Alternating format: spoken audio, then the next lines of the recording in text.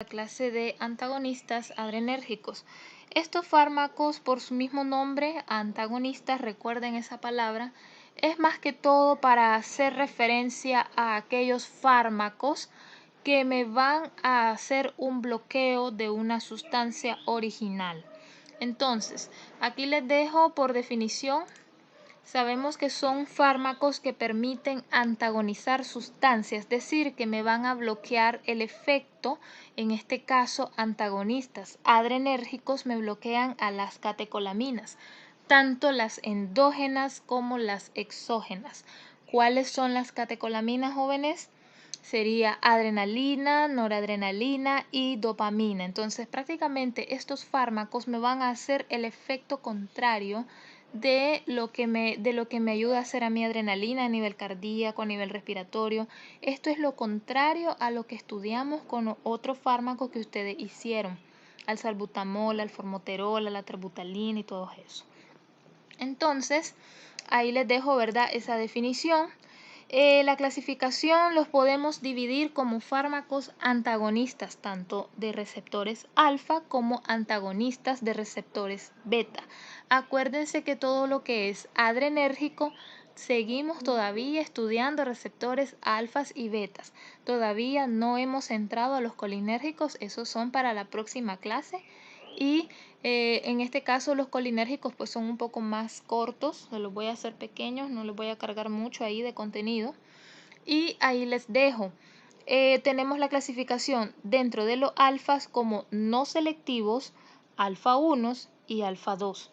Y en los betas tenemos como no selectivos y selectivos. Entonces tienen esas dos clasificaciones y estas son subclasificaciones de estas dos. Tenemos los usos clínicos. En los usos clínicos, ellos se van a clasificar, ahí les puse, los podemos utilizar como antihipertensivos, como reguladores del ritmo cardíaco, como en los pacientes que tenemos con problemas de insuficiencia cardíaca, así también para el uso del glaucoma. Pero les digo, en su mayoría y en la experiencia que tengo, los fármacos antagonistas nosotros los utilizamos más que todo para el efecto antihipertensivo y para reguladores cardíacos. Entonces, aquí les dejo también en la clasificación, vamos a revisar los alfas. En la clasificación de los alfas, aquí se los dejo, tenemos no selectivos. ¿Qué fármacos entran acá? Entra la fentolamina, que también es utilizada en anestesia. Tiene la fenoxibenzamina, perdón. Tienen los selectivos alfa 1. Los que están en amarillo son los más importantes que nosotros utilizamos en nuestro medio. Doxazosina, tamsulina, indoramina, prazosina, terazosina y el urapidilo. En los selectivos alfa 2 tienen la yohimbina, pero les digo, estas se las puse en rojo porque FDA la saco del mercado. Tienen en los antagonistas betas los no selectivos y los selectivos. Esta clasificación tiene que ver con qué fármacos utilizamos de manera más selectiva para uso cardíaco o cuáles son de primera elección. En su mayoría, estos son antihipertensivos, les adelanto, y nos ayudan también a tener un mejor control del ritmo cardíaco del paciente. Así que también es utilizado en insuficiencia cardíaca congestiva. Dentro de los no selectivos tienen el nalodol, propanolol, bastante utilizado, el carvedilol, la betalol. Estos son los que nosotros tenemos más a disposición en nuestro medio y los que más utilizados son. Los selectivos tienen atenolol, bisoprolol, esmolol, metoprolol y esos cuatro son los que más me interesa que ustedes manejen, ¿ok? Entonces vamos a revisar los no selectivos. De estos vamos a abrir la fentolamina, que es el más utilizado.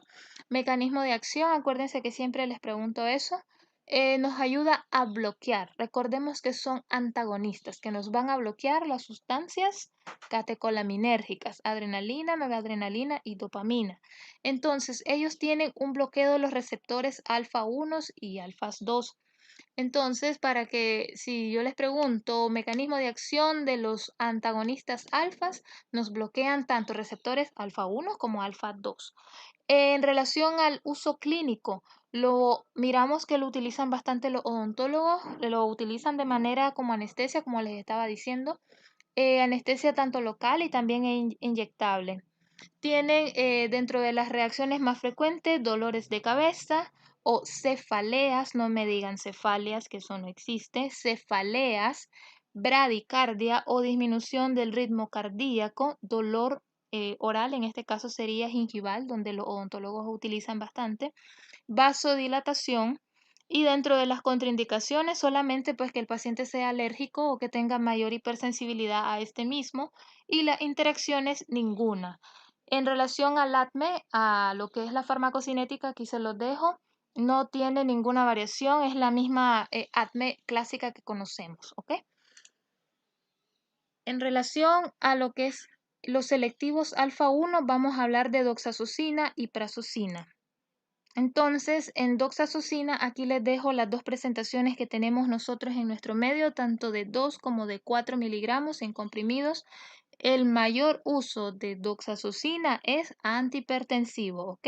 Es de primera elección que nosotros lo usamos en aquellos pacientes que ya no le ha funcionado lo que son los ARA2, lo que son los, por ejemplo, el losartán, iversartán, cuando ya estos no me están funcionando, ni tampoco los priles, que les digo yo priles, por enalapril, captopril, lisinopril, ramipril, que son fármacos IECAS, cuando ya estos no me funcionan y tal vez yo tengo un paciente hipertenso que tiene problemas cardíacos, alteraciones de ritmo, entonces doxazosina es una excelente opción terapéutica. Mecanismos de acción, ahí se los dejo, hacen un bloqueo de los receptores alfa 1 y me van a producir una vasodilatación periférica. Me voy a detener acá porque generalmente recuerden cuando nosotros hacemos vasodilatación, eso significa que nuestras arterias, nuestro calibre de arterias se hace más grande y eso es lo que me va a producir el efecto hipotensor. Que no se les olvide esto desde ahorita, anótenlo. Todo lo que es vasodilatación es igual a hipotensión o presión baja. Todo lo que es vasoconstricción es igual a hipertensión o presión arterial alta. Entonces, dentro de las reacciones más comunes, bajada de la presión arterial, mareos, acuérdense acá, ya ustedes entienden por qué doxazosina me produce hipotensión. La respuesta clave está en que me produce vasodilatación. Mareos, dolores de cabeza. ¿Por qué vamos a tener dolores de cabeza? La mayoría de estos medicamentos me van a hacer esto igual por la vasodilatación. ¿Por qué, muchachos? Acuérdense de que si el calibre de la arteria se dilata o se hace más grande, hay mayor flujo de sangre. Entonces, al fluir mayor cantidad de sangre en las arterias temporales, las que están en la cabeza, me van a mí a generar una cefalea o dolor de cabeza. Puedo tener bronquitis. ¿Por qué voy a tener bronquitis? Recuerden que dentro del mismo mecanismo de acción que me está haciendo vasodilatación periférica y el bloqueo de los receptores alfas, estoy bloqueando prácticamente al sistema nervioso simpático y estoy dejando expuesto más mi sistema nervioso parasimpático. ¿Y qué hace el sistema nervioso parasimpático en mis bronquios? A ver, recordemos eso en la imagen. ¿Quién se acuerda? Entonces, aquí les tengo para que volvamos a recordar, ¿verdad? Más que todo, los efectos que produce el sistema simpático y el parasimpático. ¿Se acuerdan cuando les dije de esta clase que nosotros tenemos acá estos dos sistemas que son parte del sistema nervioso autónomo y que perfectamente ellos nos ayudan a contrarrestar las funciones básicas? Ejemplo, que el sistema simpático es de alerta y el parasimpático es más de descanso. En relación, quiero que observen acá que estamos hablando de fármacos antagonistas adrenérgicos, es decir, que voy a bloquear mi sistema simpático, me queda mi sistema parasimpático en mayor predominio. Entonces, ¿qué tipo de reacciones voy a esperar cuando yo utilizo estos medicamentos? Estimulación de la salivación, de bradicardia o disminución del latido cardíaco. A nivel pulmonar voy a tener contracción de los bronquios. Esto me está indicando de que si yo tengo una contracción bronquial, significa que voy a tener broncoconstricción, disminución del calibre de los bronquios. Y esto, si yo tengo un paciente que tiene problemas de hipertensión, que tiene problemas cardíacos y es asmático, yo no puedo utilizar estos fármacos porque acuérdense de que ellos me van a hacer broncoconstricción, es decir, que se me va a complicar el paciente con una crisis de asma, porque más bien le estoy produciendo, es cierto que le voy a mejorar la presión arterial, le voy a mejorar su ritmo cardíaco, pero le voy a causar una broncoconstricción que le voy a generar una crisis de asma y va a tener que llegar a parar a la emergencia del hospital. Entonces, esto es lo más importante. Siempre me enfoco en las funciones cardíacas y respiratorias porque es lo más importante. Otra cosita importante acá tienen contracción de la vejiga, es decir, si la vejiga se contrae, acuérdense de que esto favorece la micción a nivel de lo que es el hígado, estimula, ¿verdad?, la vesícula biliar, pero en relación a lo que es la producción de azúcares, acuérdense de que aquí no se da producción de azúcares, al contrario, acá el paciente me puede hacer hipoglicemia, así que hay que tener mucho cuidado también con el paciente diabético. Entonces, aclarando esa parte, vamos continuando, ¿verdad?, con doxazosina. Como les estaba diciendo, aquí tenemos también mareos, cefaleas, bronquitis, tos, disnea. Ya ustedes saben, la disnea es dificultad respiratoria dada por la naturaleza del mecanismo de acción de doxazosina. Lo que hace es disminuir la cantidad de flujo de oxígeno que entra a nivel pulmonar y si el paciente es asmático, como les digo, lo vamos a empeorar. Así que esa es una contraindicación que hay que tener siempre en cuenta. Podemos tener dolores musculares traducidas como mialgias, incontinencia urinaria. Esto el paciente no puede retener la orina, la incontinencia es que se orinan. Y astenia. La astenia es aquel paciente que está cansado todo el tiempo, que está débil todo el tiempo. Entonces eso es astenia. Va a estar contraindicado en los pacientes con insuficiencia hepática. Acordémonos del metabolismo hepático que se elimina vía renal, entonces también hay que tener en consideración esas dos insuficiencias y la farmacocinética de este medicamento. Podemos tener contraindicación en los pacientes con embolias pulmonares, acuérdense del problema que va a causar de la broncoconstricción, cáncer de próstata y los pacientes que tengan problemas de hipotensión, aquel paciente que se le baja la presión, ¿para qué le voy a dar doxazosina? Se le va a bajar aún más, ¿ok? Entonces, ahí tienen esa introducción. Aquí les dejo cómo nosotros hacemos el efecto antihipertensivo en el mecanismo de acción de este fármaco. Esto es algo muy sencillo. Entonces, recordemos que en su mismo mecanismo de acción, por eso acá les dejo esta imagen, ellos lo que hacen es bloquear los receptores alfa a nivel del endotelio vascular. El endotelio vascular, muchachos, ustedes todavía no saben este término, es más que todo lo que recubre mi arteria. En este caso es el tejido adyacente, el epitelio delgadito, esta parte pequeñita y delgada que ustedes ven recubriendo nuestro vaso sanguíneo, lo que hace él es bloquear los receptores alfa que se encuentran acá y me va a experimentar el paciente la vasodilatación. Aumentando el calibre del epitelio, me va a conllevar a que aquí fluya mayor cantidad de sangre, por lo tanto mi paciente va a tener una hipotensión. Entonces, esta pregunta se las puedo hacer, así que lo pueden dejar así en lluvia de ideas o lo pueden hacer en un pequeño diagrama de proceso o lo pueden hacer en una síntesis de un resumen. No hay problema, ¿ok? Entonces, ahí lo tienen, miren la vasodilatación, cómo se mira el calibre normal y cómo se hace más grande. Miren, se va agrandando y va fluyendo mayor cantidad de sangre. Entonces, entre mayor flujo de sangre tenga el paciente, voy a tener más problemas de hipotensión, es decir, que se me le va a bajar la presión arterial. Aquí tienen la otra, la prazosina. Esta prazosina, muchachos, tienen presentación de 1 y de 2 miligramos. El mecanismo de acción, Prácticamente es el mismo que doxazocina, de hecho se parecen también en su terminación del nombre.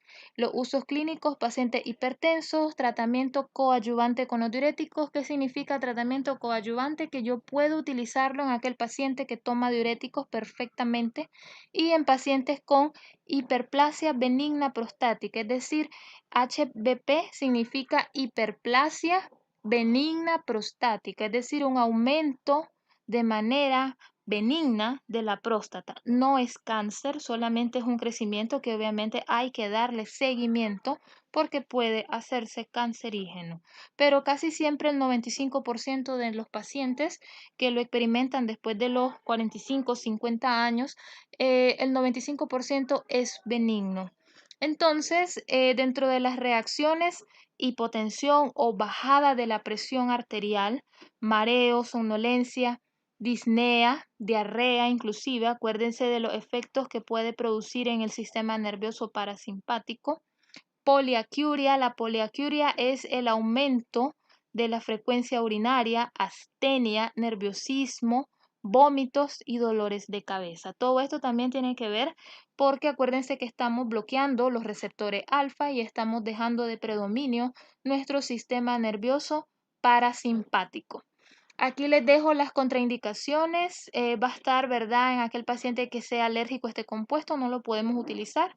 Y podemos usarlo en los insuficientes renales y hepáticos, pero con precaución, es decir, haciendo cálculos bajos mínimos de las dosis que puede utilizar el paciente. Entonces, aquí les dejo este cuadrito más que todo para que vean las características farmacocinéticas.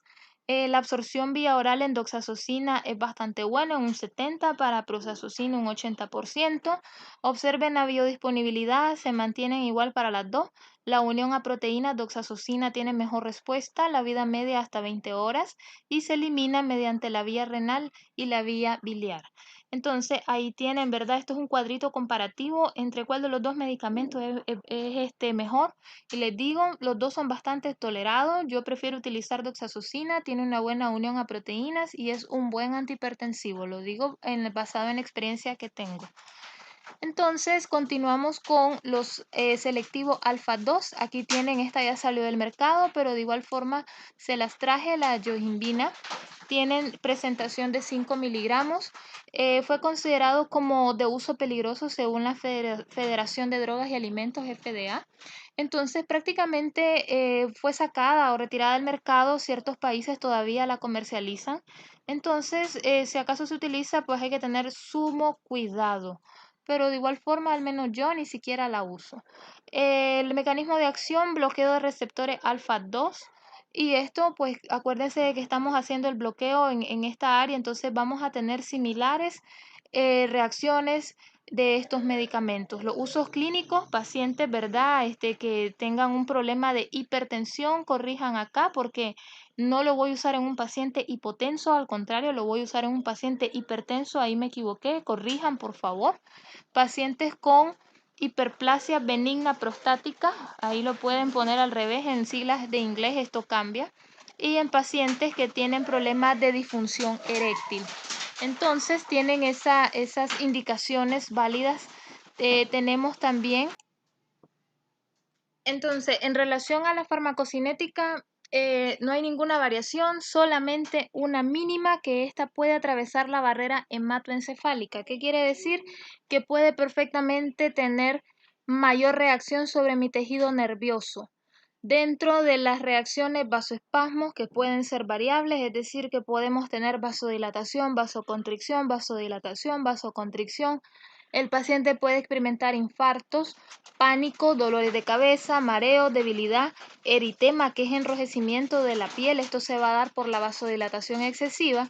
Y en el caso de los varones puede producir, hay que tener mucha cautela con esto, algo conocido como priapismo, que prácticamente son erecciones dolorosas, y esto tiene que ver con el efecto vasodilatador.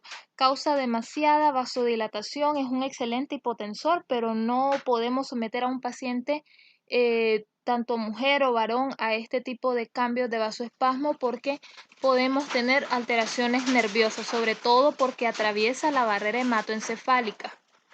Dentro de las contraindicaciones hay que evitar combinarlo con los medicamentos inhibidores de la monoaminooxidasa. Eso significa IMAOs, inhibidores de monoaminooxidasa, que generalmente estos fármacos entran en la clasificación de antidepresivos. Entonces, aquí les dejo, con eso terminamos los antagonistas alfa, vamos con los betas, vamos a revisar en los no selectivos al nadolol. Les dejo las presentaciones disponibles de 20, 40 y 80 miligramos, presentación tableta. El mecanismo de acción es un bloqueo de receptores, aquí cambiamos betas de manera competitiva con los agonistas. Cuando digo con los agonistas, hago referencia a los agonistas adrenérgicos, ¿ok? Entonces, ellos prácticamente lo que me van a hacer es bloquear los betas. De igual forma, son fármacos antagonistas, así que esperemos las mismas reacciones porque estamos dejando de predominio el sistema nervioso parasimpático. Lo voy a utilizar en pacientes hipertensos, pacientes que tengan problemas de angina de pecho, pacientes que tienen problemas de arritmia, pacientes que lo utilizamos para profilaxis de tratamiento de migrañas. Profilaxis es un tratamiento preventivo, es decir, aquel paciente que tiene problemas de migraña y que no le encontramos por qué es la causa, entonces podemos utilizar nadolol para contrarrestar esas crisis, pero no es primera elección para las migrañas, ¿ok? Aclaro esa parte. En relación a las reacciones más comunes de este medicamento, acuérdense que queda de predominio el sistema nervioso parasimpático, así que esperemos tener náuseas, diarrea, sedación, ansiedad, bradicardia, hipotensión, rash en el caso del paciente que sea alérgico, malestares, dolor precordial. Hay que tener cuidado con esto porque si lo estamos utilizando para una angina de pecho que ya produce dolor en el corazón y este me está produciendo más dolor cardíaco, mejor suspender su uso, porque nos vamos a confundir si puede ser una crisis de angina de pecho, le está dando un infarto y no nos vamos a dar cuenta. Y en pacientes con insuficiencia cardíaca también podemos utilizar nanodol. El metabolismo, aquí se los dejo hepático. La verdad es que todavía no hay algo que nos avale de que realmente el metabolismo para este fármaco sea hepático. Se habla que tiene mayor biodisponibilidad a nivel sanguíneo, así que muy probable que a nivel sanguíneo también haga una pequeña porción de metabolización y el hígado puede que participe, pero no es al 100%. Y la eliminación vía renal. En la contraindicación, aquí se los dejo la hipersensibilidad, el asma. Acuérdense de que en el caso de este tipo de bloqueantes nos van a producir broncoconstricción y me va a generar una crisis de asma el paciente. Me va a generar más problemas de bradicardia y más bloqueo cardíaco. En el caso de aquel paciente que ya tiene un bloqueo cardíaco, no lo voy a utilizar porque obviamente me le va a producir más bradicardia y más bien le vamos a detener el corazón. Puede tener interacción con el verapamilo. El verapamilo es un fármaco que se utiliza bastante como fármacos antiarrítmicos. Entonces, prácticamente, si nosotros hacemos estas combinaciones, vamos a potenciar más el efecto de las bradicardias. El siguiente es el propanolol. Este tiene miligramaje de 10, 40 y 80 en tabletas.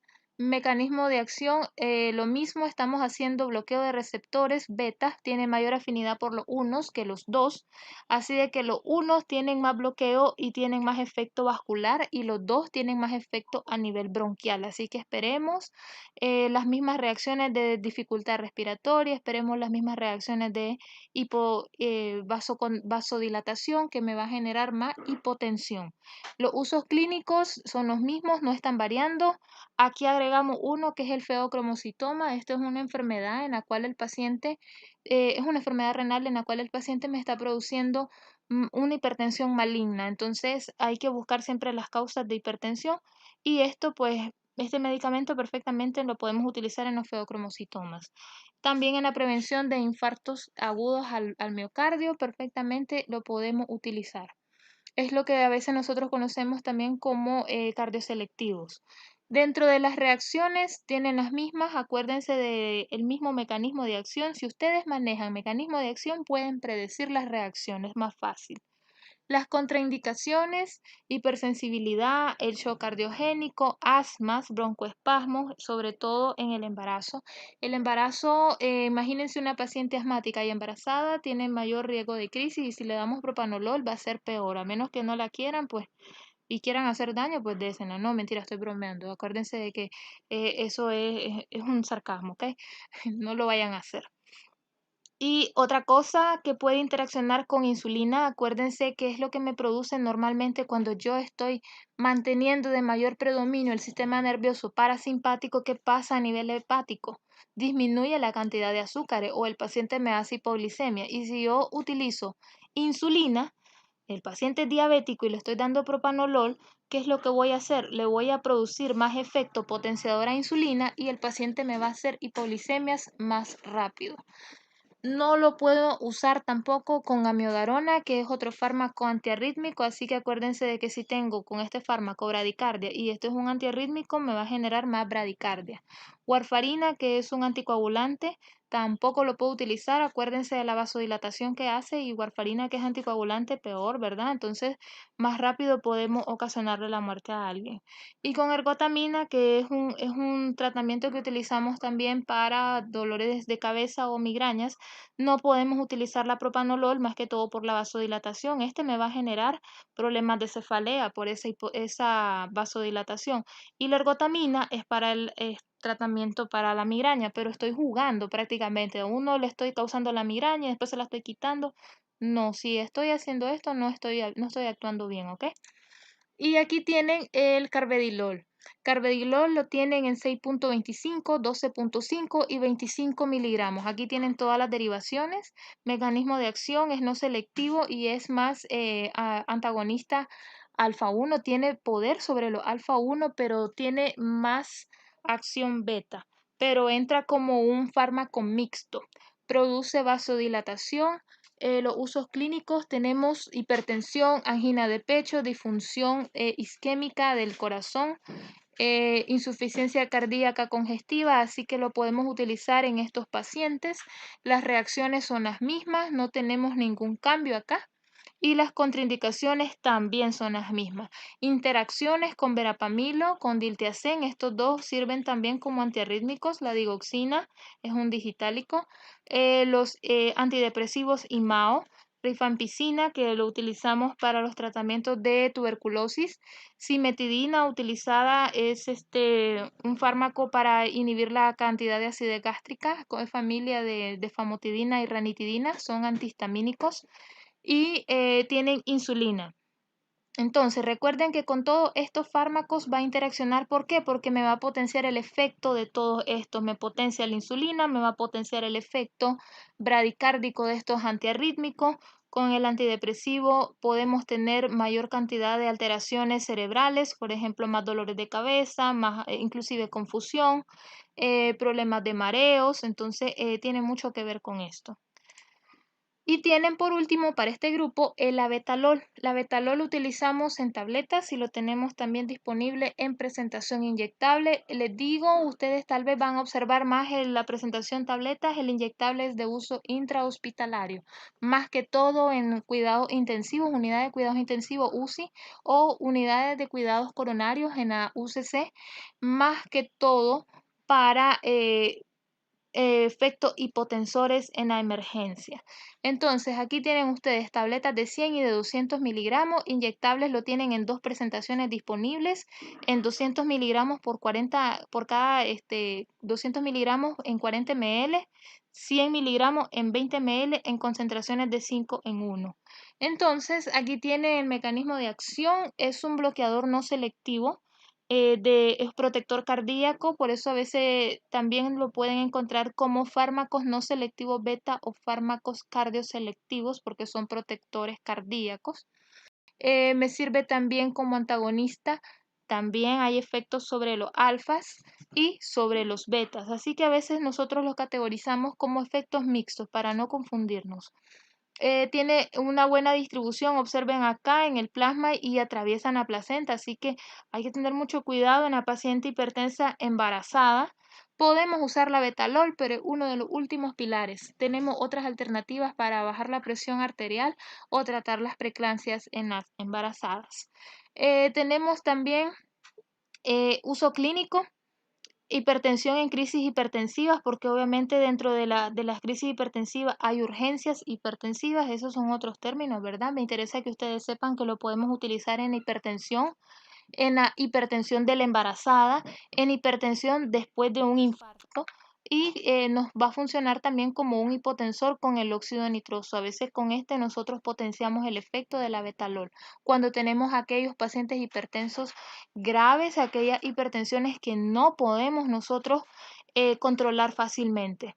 Las reacciones son las mismas. Acá tienen unas cuantas diferentes, por ejemplo, el fracaso eyaculatorio en el caso de los varones, la letargia, que es un estado confusivo o un estado de confusión. Tienen bradicardia, mareo, cefalea, vómitos, astenia, debilidad generalizada. Contraindicaciones son los mismos en embarazada, solamente si lo amerita y estamos después de las 12 semanas para poder utilizarlo. Antes de las 12 semanas no se recomienda este tipo de medicamento. Y si acaso, ¿verdad? Hay que tener mucho cuidado. Recuerden la eliminación vía renal y también por la leche materna. Interacciona con cimetidina. Entonces, nos queda solamente esta última, los selectivos. Tienen el atenolol. El atenolol es bastante utilizado. El problema de atenolol es un excelente antihipertensivo, pero el problema es que nos produce demasiada bradicardia. Entonces, a veces este fármaco, conociendo esa característica de él, lo dejamos de primera línea para los ancianos con problemas de arritmia y de taquicardias sostenidas. Entonces, una vez que el paciente ya tiene un buen control cardíaco, entonces nosotros venimos y lo podemos quitar de su plan terapéutico o eliminar y ofertarle un cardioselectivo como los anteriores que ya vimos. Entonces, el mecanismo de acción es un beta 1, ¿verdad? Es un bloqueador de los beta 1, también conocidos como los cardioselectivos, pero como les estaba diciendo, hay que tener mucho cuidado, sobre todo cuando el paciente me puede hacer meramente una bradicardia demasiado marcada, entonces hay que suspenderlo en esos casos. Lo puedo utilizar en hipertensión arterial, ¿verdad? Anginas de pecho, arritmias cardíacas, infartos agudos de miocardio. Aquí tienen toda la gama de presentación, desde 25, 50, 100 miligramos en tabletas y el inyectable de 5 miligramos en 10 ml. Tienen las reacciones, pues son las mismas. Acuérdense de la estimulación que va a existir a nivel de nuestro sistema nervioso parasimpático. Las contraindicaciones no varían tampoco. Y las interacciones, aquí tenemos el ibuprofeno como AINES. Más que todo esto está por la vasodilatación, porque recuerden que la inflamación, bueno, todavía eso ustedes no lo saben, la inflamación nos produce vasodilatación, por eso nos duele la parte cuando nos golpeamos, por ejemplo, si se cayeron, se doblaron el pie, se les pone inflamado, perdón, se les pone rojo, se les pone caliente, entonces todo eso son signos de inflamación producto de una vasodilatación. Entonces, atenolol hace demasiada vasodilatación y si usted está tomando ibuprofeno, estamos haciendo otro jugueteo con los vasoespasmos. Entonces hay que tener mucho cuidado. Sí lo puede tomar el paciente siempre y cuando no sea un tratamiento permanente. Amiodarona y verapamilo, más que todo estos dos antiarrítmicos porque nos va a causar mayor acentuación de la bradicardia. El bisoprolol, aquí lo tienen en tabletas de 2,5, de 5 y de 10 miligramos. Aquí lo que más tenemos son estas dos presentaciones. Ahí tienen el mecanismo de acción, son siempre bloqueantes de los beta 1 selectivos, son potentes. Lo podemos utilizar en los mismos pacientes, hipertensión, insuficiencia cardíaca, angina de pecho, arritmias. Las reacciones son las mismas, acá solamente experimentamos cierta frialdad de las manos, vómitos y los broncoespasmos. Así que acuérdense de esto, broncoespasmo. Ninguno de estos medicamentos lo voy a utilizar en asma. Aquí tienen contraindicaciones, ¿verdad? Es lo mismo, la hipersensibilidad, el shock cardiogénico, asma, bloqueo auriculoventriculares, bradicardias, hipotensión. Las interacciones con los AINES, específicamente con ibuprofeno, Aquí les vuelvo a poner AINES, ergotamina, antidepresivos, sobre todo los IMAO, amiodarona, verapamilo y la nifedipina y amlodipina. Estos dos fármacos son antagonistas de calcio y estos prácticamente son antihipertensivos. Así de que si bisoprolol es antihipertensivo y lo combinan con estos otros antihipertensivos, lo que van a hacer es que van a bajar demasiado la presión y cuidadito van a matar a alguien. Entonces, o es uno o es lo otro. Nosotros podemos hacer combinaciones antihipertensivas, pero de diferentes mecanismos de acción y obviamente bajo vigilancia médica. Acuérdense que eso pues ya no está en manos de ustedes, eso prácticamente es de nosotros. Aquí les dejo el esmolol. Este tiene presentaciones inyectables, este solamente lo utilizamos en emergencias. El mecanismo de acción es el mismo, bloqueante de los beta 1, es un cardioselectivo potente. Las reacciones tienen la hipotensión, tienen la bradicardia, el vértigo, somnolencia, ansiedad, sudoración, acuérdense de sudoración y salivación. Estamos hablando del sistema nervioso parasimpático. Contraindicaciones son las mismas, bradicardias severas, asma, bloqueos auriculoventriculares. Hay que tener mucho cuidado. Si el paciente ya tiene estas alteraciones de salud, ni se me ocurre utilizar esmolol. Interacciones con la warfarina como anticoagulante, digoxina, alfametildopa, que este es un fármaco antihipertensivo que nosotros lo utilizamos en embarazadas cuando tienen problemas de preeclampsia, inclusive terminan el embarazo, sea por parto o cesárea, y si quedan con problemas de la presión arterial, perfectamente sigo utilizando alfametildopa y no puedo utilizar el esmolol, ¿ok? Porque obviamente voy a potenciar los efectos hipotensores. Con insulina tampoco, con clonidina y morfina. Entonces, aquí tenemos el metoprolol en presentaciones de 50 y de 100. El mecanismo de acción prácticamente es el mismo. Los usos clínicos no varían acá tampoco. Me sirve solamente de algo nuevo, diferente a los otros, como coadyuvante, que lo puedo utilizar para tratamiento de hipertiroidismo. Más que todo porque el hipertiroidismo me cursa con aumento de metabolismo basal. El paciente me puede cursar con problemas de taquicardia, con problemas de hipertensión. Entonces, metoprolol es una buena elección combinado con el tratamiento que toma de base un paciente con problemas de hipertiroidismo. En las reacciones no tenemos variaciones algunas. La farmacocinética de cada uno se las estoy dejando acá para que las revisen. Las contraindicaciones no tenemos ahí, ¿verdad? Variación alguna y las interacciones las mismas. Acuérdense de que si son fármacos que están con estos mismos mecanismos de acciones, entonces no voy a esperar tener variación alguna en esas presentaciones. Y con eso terminamos entonces nuestra clase. Recuerden que hasta acá entra el segundo parcial. Ya vayan entregando sus agendas número 3. Fecha límite el día jueves. Esta semana no voy a extender más esas entregas, muchachos. Tenemos que aprender a disciplinarnos. Así que a la hora que se venza ya no voy a estar abriéndolo más. De hecho, la semana pasada abrí los videos hasta el día jueves. No los entregaron algunos, volví a reabrir la asignación hasta el día viernes por la noche y quedaron los mismos estudiantes que lo subieron. Entonces, de igual forma, yo pasé ese reporte a la universidad porque sí están en vistos, ven las asignaciones, pero no las suben, no las hacen. Entonces se les da la flexibilidad, pero necesito que ustedes se me disciplinen un poquito más, ¿ok, muchachos? Necesito que me expresen sus dudas porque yo no sé cómo están. Les estoy haciendo el esfuerzo, haciéndoles sus clases para que ustedes estén claritos y obviamente siempre hay una pequeña duda y ustedes no me la están, no están interactuando conmigo. Necesito, por favor, que ustedes me expresen dónde están pegados, porque obviamente el examen es el próximo lunes y martes y ustedes yo no sé cómo están, ¿ok? Solamente 3 alumnos de los 2 grupos se están reportando.